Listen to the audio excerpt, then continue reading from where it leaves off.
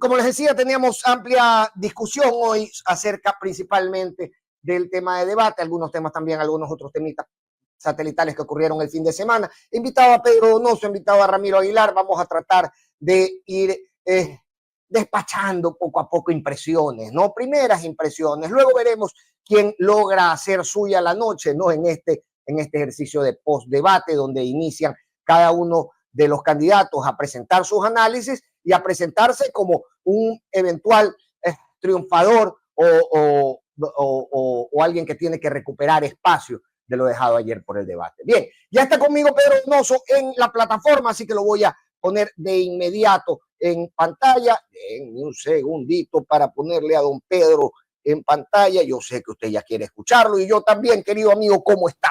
Buen día. Hola, Fernando, querido, ¿cómo estás? Qué gusto verte. ¿Cómo te va? Bien, querido Pedro. Óyeme, mira, primeras impresiones, ¿no? Al final, hoy hemos visto ya en la mañana circular algunos candidatos colocando en las franjas de opinión sus posturas acerca de lo que fue su impresión del debate y lo que va a ser su primera patada después de ello. Haciendo una evaluación general de lo visto hasta ahora en ese ámbito, Pedro, ¿cómo evalúas la participación de los candidatos, principalmente los más relevantes, ¿no?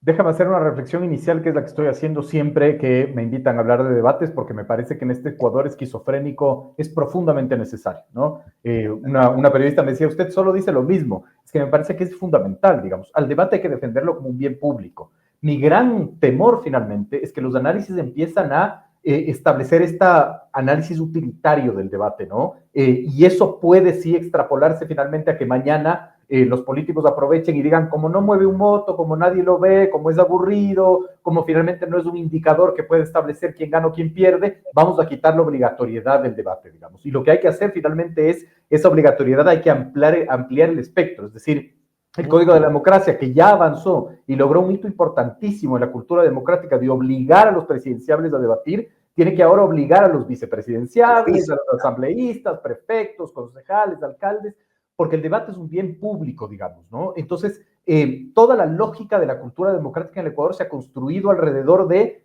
finalmente es un derecho del candidato. No, es una obligación de los candidatos. Es el derecho. Y se trató de abonar en eso y se trató de abonar en esa lógica desde Carondelet, ¿no? Como dejándolo en prerrogativa del presidente asistir o no al debate.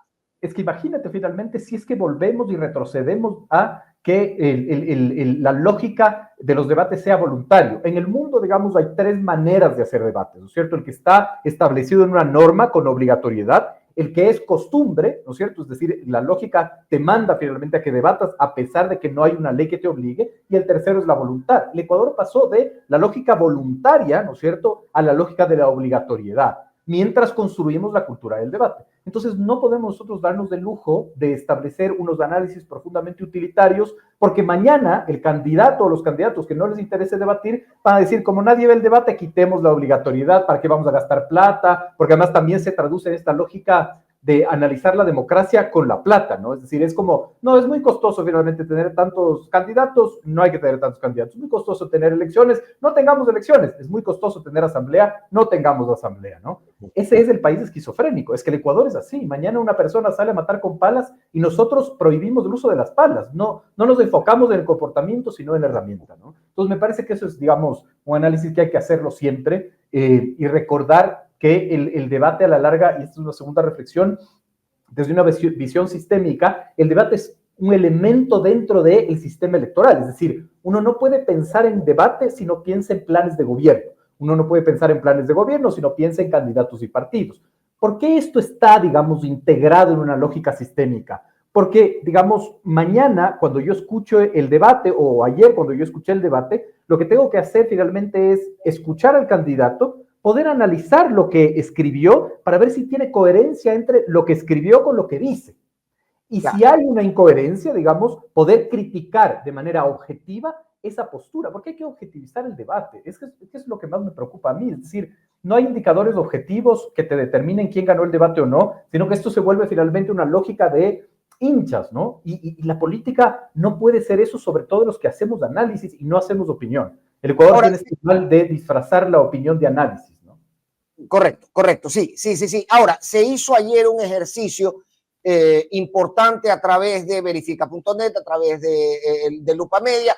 Uno puede decir, ok, me gusta o no me gusta lo que hacen concretamente o su metodología o lo que fuera, pero al final del día hay un ejercicio paralelo al debate de fact-checking que nos va a permitir cultivar esa cultura política que tú me estás mencionando. Eso por un lado, que creo que hay que darle también valor en esta siembra de la semilla de la cultura política, pero por otro lado, esa semilla tiene que caer en tierra buena, querido amigo, y yo no sé si el formato del debate permite que la tierra donde cae esa semilla en la que queremos cultivar, queremos sembrar cultura política, sea realmente la adecuada. Cuando no permites el debate de ideas, sino que separas a los candidatos de determinada manera y en determinado formato. Ayer veía además una crítica tuya al rol, digamos, al rol que se le dio en el formato a los dos muy buenos moderadores que estaban ahí. Entonces, me explico, ¿cómo empiezas a rediseñar esto que ya tenemos para que justamente esa semilla caiga en tierra buena y germine como queremos?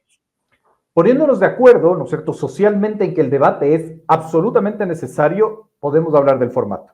Es decir, no, es que no sé, capaz que yo estoy súper paranoico, pero me da terror, digamos, me da terror porque ya veía los tweets de varios políticos, ¿no es cierto?, diciendo, es que nadie ve el debate. ¿Para qué los debates? Esos $7 millones los ahorramos y compramos desayuno escolar. Es decir, esta lógica, ¿no es cierto?, de siempre absurdizar la democracia, que además yo siempre establezco esta lógica de por qué el indicador de la democracia siempre tiene que ser económico, ¿no? Además que siempre la justificación es una causa recontranoble, ¿no? ¿Cuántos hospitales se podrían, cuántas medicinas para los enfermos de enfermedades catastróficas podríamos comprar? Y al final esos recursos no se van en eso, ¿no? Se van en otras cosas. Absolutamente, pero además es fácil construir este silogismo falso, por eso es mi terror, ¿no? Poniéndonos de acuerdo que es absolutamente necesario los debates, pasemos a analizar, digamos, la construcción del el formato. Pero además, si uno ve, el formato del debate es una radiografía de lo que somos como país, digamos, ¿no? Este terror que tenemos o que tiene la autoridad electoral a los candidatos. Es decir, la democracia en el Ecuador está supeditada a la voluntad del partido y del candidato. Somos una democracia secuestrada por los candidatos, ¿no? Es decir, ya tienes la obligatoriedad por ley. El que no va puede ser destituido si es que gana. ¿Por qué no estableces, digamos, una lógica de realmente establecer un debate de la contradicción, un debate de la interpelación? Porque tenemos miedo al conflicto como sociedad. Nos da terror conflictuar, no sabemos cómo hacerlo. No entendemos que el conflicto, digamos, parte de la democracia, además que es súper sano aprender a conflictuar. Conflictuar finalmente es decir, yo no estoy de acuerdo con lo que usted está diciendo, señor candidato, o lo que usted dice no recoge su plan de gobierno, o finalmente, señora Andrea González, yo le voy a leer ahorita un extracto del diario El Comercio donde decía, aunque respeto y admiro al presidente de Venezuela, Chávez, es Chávez y Lucio es Lucio. Ni siquiera tengo el gusto de conocerlo personalmente. Esto dijo Lucio Gutiérrez antes de ser presidente de la República. ¿Cómo usted me está diciendo que la Constitución es castrochavista, digamos, ¿no? Es decir, lo que pretendo es que entendamos que castrochavista no sé, ¿no? Para darle una categoría a las constituciones de la región. No tengo idea, digamos, ¿no? Pero lo que quiero decir es, está bien conflictuar, o conflictuar dentro de las normas del respeto, evidentemente, no nos vamos a insultar, no vamos a agredir, pero como sociedad, como le tenemos tanto miedo a conflictuar, entonces iniciamos esta lógica de la interpelación tiene que ser preguntas. ¿Preguntas para qué? Además, preguntas genéricas, un absurdo, nadie aprovechó, digamos, del tiempo, los moderadores no tenían la capacidad de repreguntar, de incluso hacer un fact-chequeo en vivo, ellos, digamos, como los protagonistas, es decir, no es un formato, digamos, que nos dé un debate, ¿no? No nos da un debate en sí mismo. De acuerdo. Ahora, siendo ese el escenario, estando muy de acuerdo, también sorprende que existían en la parrilla unos cuantos muy buenos polemistas, o al menos uno podría categorizar así a el propio Jimmy Jairal, al propio Henry Kronfle, gente que trabaja muy bien la expresión, Carlos Rabascal, Pedro Granja, etcétera. ¿Qué pasó? Uno esperaría, por ejemplo, cuando vio los grupos, esperaría que Cucalón tuviera una performance que lo haga sentir más presente durante su etapa del debate, y francamente yo siento que nos quedaron debiendo incluso los mejores polemistas que podríamos haber visto a priori, quedaron debiendo en el debate. Es una cuestión de formato, ¿Es una cuestión de nervios? ¿Es una cuestión de ya teniéndose al frente la cosa es distinta? ¿Cómo se lo evalúa? Yo creo que todas las anteriores, digamos, ¿no? No hay indicadores que te determinen, indicadores objetivos, quién ganó, quién perdió un debate, ¿no? Es decir, creo que uno puede establecer como razones que no son indicadores de quién ganó y quién perdió. Yo tengo un sesgo metodológico, porque en ICARE, digamos, nosotros lo que hacemos es identificación de mitos. Para mí, un candidato que gana no es un candidato que mejor habla, sino que logra desmitificar los mitos a los que llegas al debate, porque no llegas virginalmente, pues, es decir, tú llegas, digamos, como una figura política, porque el debate es un hecho político que tiene un antes, un durante y un después. Entonces, el candidato que logra desmitificar y cumplir los objetivos de su estrategia electoral, para mí es el candidato que se fortalece y que le va bien en el debate, ¿no? Era súper interesante. Haz una radiografía, Fernando, de quienes estuvieron en el debate. Estuvieron ex ministro de gobierno, ex gobernador del Guayas, presidente en funciones, ex presidente de la Corte Nacional de Justicia, es decir, ex concejales, candidatos, digamos, que tienen un pasado político, ¿no? En ese sentido, creo que nadie aprovechó, digamos, la capacidad de, otra vez, poner, ¿no es cierto?, esta lógica de lo que quería hacer el presidente Noboa, el viejo Ecuador versus el nuevo Ecuador, ¿no es cierto? Es decir, esta lógica de yo, ex ministro de gobierno, creo que hay que hacer esto, esto, esto. ¿Y por qué no lo hizo cuando fue ministro de gobierno? Yo, gobernador del Guayas, creo que hay que hacer. ¿Y por qué no lo hizo cuando fue gobernador del Guayas? Es decir, hay una capacidad, ¿no es cierto? Había una capacidad de construir este escenario de decir, ustedes, digamos, hablan mucho del qué y muy poco del cómo, digamos, ¿no? Creo que no es, creo que es todas las anteriores que tú dijiste, creo que puede ser nervios, creo que es falta de entender cómo, digamos, enfrentar un debate, cómo hacer que el debate tenga sindéresis con tu identidad política, que esa es finalmente la clave de todo. Cuando tú eres un candidato que no tienes identidad política, ¿no es cierto?, te va a costar mucho más el posicionar tu narrativa y tus mensajes, ¿no? Vamos a esas identidades porque se construyen dentro de un determinado contexto que no cambia. Si uno es casi un copy-paste, el seteo del panorama, quiero decir, es casi un copy-paste del 2017, del 2021, del 2023.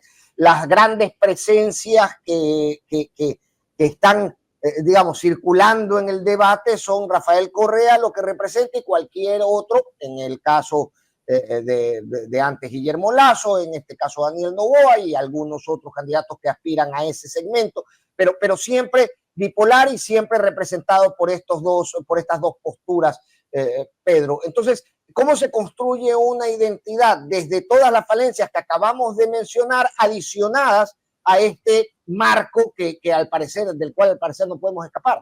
Es súper importante lo que tú estás planteando, porque tú estás hablando de un contexto. El contexto es fundamental en la construcción de la identidad, pero no lo es todo. Es decir, nosotros desde ICARE tenemos una ecuación para construir identidad.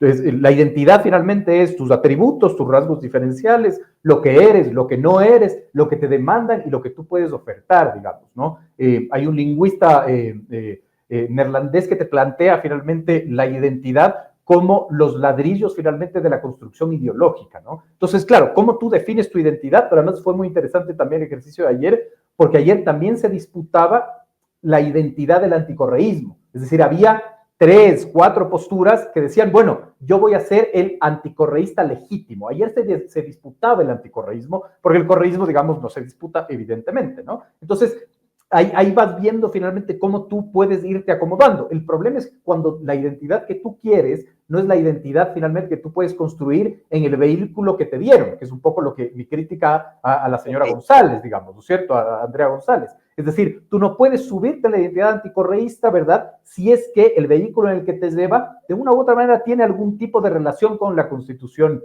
chavista que dice, etcétera, etcétera, etcétera, ¿no? O finalmente, cómo hacer que la identidad del anticorreísmo nuevo, ¿verdad?, que adquirió Noboa, es la identidad legítima finalmente del anticorreísmo en el ejercicio del poder, y cómo se contrapone eso a construye con Cucalón, digamos, que intenta también disputarse finalmente esa identidad. Entonces, claro, tú veías ayer un debate en Radiografía en donde el debate en sí mismo era quién quiere enarbolar la bandera del legítimo anticorreísmo, digamos, ¿no? Ok. Y acá cabe otro planteamiento. ¿Por qué sigue ser el legítimo anticorreísta siendo lo que está en disputa cuando está el presidente de la República en funciones en la sala en un momento de gravísima crisis multidimensional en el país? ¿Por qué el objetivo principal no es marcar las deficiencias del gobierno que tiene a su representante aquí presente y ofrecer mejores alternativas al elector, sino constituirse en el líder del anticorreísmo, como decimos, querido. No tengo una respuesta porque lo que tú estás diciendo es una falencia estratégica puntualmente, que es, y además ese análisis nos puede construir la hipótesis de que al que mejor le fue el debate fue a Daniel Noboa, evidentemente, porque ejerciendo el poder, nadie aprovechó para aprovechar ese desgaste del poder, digamos, ¿no? Nadie apareció con un papel diciendo la ejecución presupuestaria del gobierno es menos de tanto por ciento, es decir, fueron ataques como muy dispersos, ¿verdad? Muy desorganizados en el primer bloque y en el segundo bloque el gran ausente fue Noboa. Entonces va a decir, pero no estuvo en el segundo bloque. Pues debió haber estado. Pero es lo que tú planteas. ¿Cómo finalmente puede ser que el anticorreísmo esté, ¿no es cierto?, disputándose cuando tienes a quien está manejando las riendas de este país y sale incólume de un debate en el que, por lógica, debió haber sido el más desgastado y no lo fue, ¿no? Además que la estrategia de Noboa fue, me parece, muy bien pensada. El anunciar, digamos, un fact-chequeo en vivo, evidentemente eso no es un fact-chequeo porque tiene un interés legítimo, digamos, o ilegítimo de manosear una herramienta, pero además con el acompañamiento de sus ministros, ¿no? Las páginas no están en Google. Las que mencionó, al menos en Google, no están. Ya. Por ejemplo, hay una falencia de estrategia, debiste haberse puesto, pero es interesante cómo sus ministros, por ejemplo, fact-chequeaban en X en vivo, digamos, ¿no? Es una estrategia interesante, ¿no? Es decir, por eso me planteo finalmente y pienso que, claro, la conclusión es la que tú dices, es decir, otra vez, digamos, la miopía de los candidatos de teniendo a quien está ejerciendo el poder y a quien más fácil de golpear está y a quien tiene un desgaste, me voy finalmente a disputarme el anticorreísmo como un espacio que además ni siquiera me va a garantizar la mayoría de votación, porque todas las encuestas te dicen que el anticorreísmo y el correísmo no son mayoría, ¿no? Y ahí voy justamente, ¿no? Indistintamente de que ese fuera el propósito, en cuanto a propósitos, en cuanto a lo que fue a hacer cada uno de ellos anoche a la mesa de debate, ¿quién te parece que lo consiguió, que se acercó más a su propósito? Ahora mencionaba yo en la mañana en una conversación, yo decía, a ver, Tabaqui va con un propósito, que salvar un partido. Me parece que tal vez podría haberse acercado a ese propósito la noche de ayer. Ahora, ¿quién más podría decirse al final de la jornada de ayer? Ya veremos de nuevo cómo se generan las cosas hoy, pero al final de la jornada de ayer, ¿quién podría haberse acercado un poco más a su propósito? También el presidente de la República, desde mi lógica. Sin duda Noboa, digamos. Para mí, sin duda Noboa, que es cómo salgo incólume de un debate en donde yo voy a ser el principal atacado, digamos, ¿no? Noboa, absolutamente. Es decir, Noboa no tuvo ataques, por ejemplo, reales, digamos, consolidados, construidos, ¿no es cierto? En el segundo bloque, por ejemplo, en el primer bloque, 3 o 4 ataques que además le son irrelevantes para su posicionamiento, ¿no? Es decir, a mí me parece muy curioso que nosotros del Círculo Rojo seguimos discutiendo esta barbaridad, que Noboa finalmente viola la ley, no sé qué, cuando para mí ese es el encuadre que quiere Noboa colocar. Es decir, Noboa quiere colocar el encuadre de que es un presidente que viola la ley, pero sobre todo que no le va a pasar nada, para que finalmente en el futuro nosotros tengamos miedo, no nosotros, pero digamos los poderes del Estado, en donde los asambleístas digan, a este señor viola la ley, no le pasa nada, porque de una u otra manera la institucionalidad funciona a su alrededor. Es decir, para mí ese es su gran objetivo. Ahora, por ejemplo, lo de Tabaqui es interesante, pero claro, otra vez, el candidato Tabaqui no viene desde la lógica de lienzo en blanco. Tabaqui finalmente fue un funcionario de un presidente de un gobierno que acaba de salir con menos del 25% de valoración, que fue gobernador de una de las provincias más peligrosas, digamos, del Ecuador, si no es la más peligrosa. Es decir, vienes ahí con una gran carga finalmente, ¿no? Entonces, no puede verse al debate en sí mismo en la lógica del durante, tiene que siempre verse antes, digamos, y después. Oye, vimos algo nuevo en los candidatos, Pedro, ya para ir cerrando, porque sé que tienes otra entrevista pronto. Vimos algo nuevo entre los candidatos, es decir, a ver, Andrea González, que ha tenido una amplia exposición en redes sociales, fue a hacer lo que yo podría prever que iba a hacer, lo que ella había anunciado además que iba a hacer. Algunos otros pasan un poco por el mismo filtro y uno dice, ok, listo, fueron a hacer esto, ¿no? Y lo hicieron con cierto rigor, salieron bien librados, pero a esto fueron. ¿Te da la impresión de que alguien mostró algo nuevo, algo que no nos esperábamos, algo que dijimos, ok, tal vez este es un rostro que no le había visto a este candidato? Creo que la verdad no. Creo que, por ejemplo, ahí es un criterio profundamente subjetivo, no lo puedo sostener de manera objetiva, pero para mí Isa sí fue, digamos, como una decepción, digamos, ¿no? Es decir, yo creo que el gran reto de Isa era extrapolar el mundo indígena al mundo mestizo, ¿no? Es decir, poder decir, perdón, por ejemplo, les voy a hablar de los indicadores de violencia en las comunidades indígenas, que son de menos del tanto por ciento. ¿Por qué? Por la lucha comunitaria, porque nos conocemos, es decir, eso, ¿no? Extrapolar finalmente, porque un mestizo, ¿por qué votaría por Isa, digamos, ¿no? Es decir, ese seguramente es el gran pensamiento. Y a mí lo que me preocupa es que todos los candidatos, ¿no es cierto?, cuando ingresan a esta cancha de jugar en el anticorreísmo, piensan en la segunda vuelta y nunca en la primera vuelta. Es decir, ellos dicen, si paso a la segunda vuelta voy a tener que, digamos, dividir al electorado y me voy por el anticorreísmo, que es el que ha dado el resultado. Pero para llegar a la segunda vuelta tienes que pasar por la primera, algo que sí supo hacerlo Noboa en el 2023. Recordemos que el 2023, el Noboa que pasa una segunda vuelta no era un Noboa anticorreísta, ¿no? Claro. Entonces, claro, si solo estás pensando en la final y no en la semifinal, ¿no es cierto?, no vas a llegar a la final. Y creo que esa es, digamos, la falencia estratégica. Ahora, quiero ya para gastar los 2 últimos minutos, Pedro, quiero hablar justamente de la notoriedad que consiguen candidatos como Andrea González o como Víctor Arauz desde lógicas o planteando lógicas que a primera vista y a mi gusto lucen bastante violentas. Pararte a decir que vas a mandar con Dios a quienes aprecien no puede ser sino violento, ¿no? Y Andrea González también pues con ese ímpetu algo violento anunciado además contra Luisa González. Eso todavía rinde electoralmente, eso todavía genera votos, el ir con el cuchillo en la boca al debate, no contra tus contrincantes, sino para proponer patear la pelota más hacia el extremo, más hacia la banda.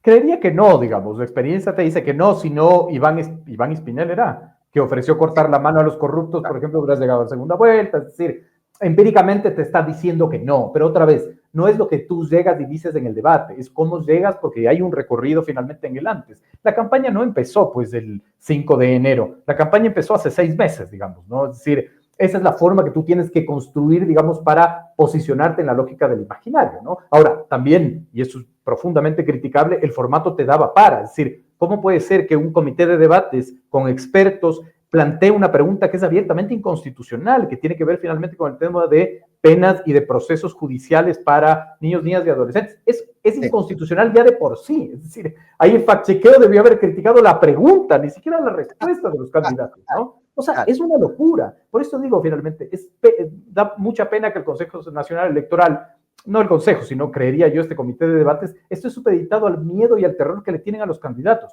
Y es obligatorio debatir. Amplíen el margen, atrévanse un poco más, obliguen a los candidatos a esforzarse, planteen como materia prima el plan de trabajo, personalicen el debate. A mí me hubiera encantado escuchar a Fabricio Vela decirle al candidato X, usted está ofreciendo esto, pero en la página 28 de su plan de gobierno está ofreciendo lo contrario.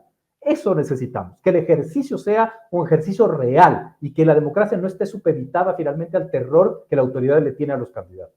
Oye, y justamente en ese cambio de identidad después del debate, Pedro, y ya para concluir esto, ¿alguno le va a funcionar de trampolín? Y por trampolín quiero decir, por ejemplo, Guillermo Lasso en el 2021 ya tenía la frase preparada, tenía los carteles colgados en los pasos a nivel de la ciudad, del Andrés no mientas otra vez, tenía los zapatitos ya importados y listos y distribuidos. Es decir, a partir de ese momento su campaña fue otra.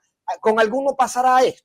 Yo creería que no, porque no hubo un punto de inicio, ¿no? Ahora sí hay que entender que el postdebate no son las 24 horas después del debate. El postdebate es lo que hagan los candidatos de hoy hasta finalmente el silencio electoral, que será el 6 de febrero, ¿no? Pero por lo pronto no vería yo que haya, digamos, ese detonante, si se puede decir así.